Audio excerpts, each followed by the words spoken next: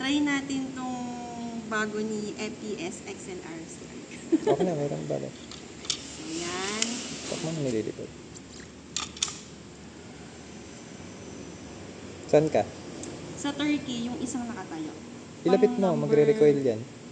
Pang number 8. Ilapit mo, magre-recoil yan. As in yung face ko. O, yung shoulder. Ah, shoulder. Ah, okay. Ah, kaya.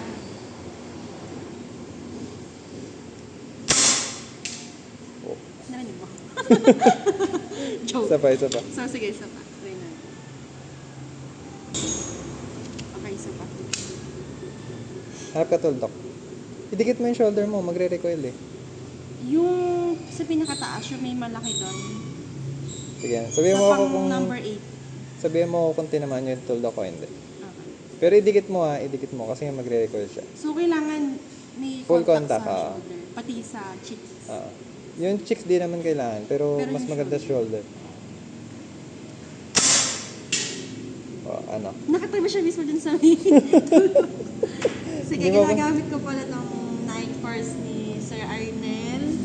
Tapos yung unit niya para sa pang 300 yards FX impact na naka-Yuma Air.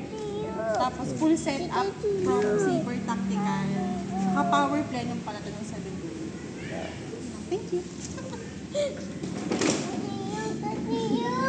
Look where?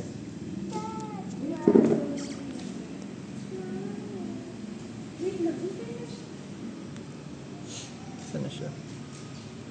Ayaw mabasa. Ang sige. Ayaw.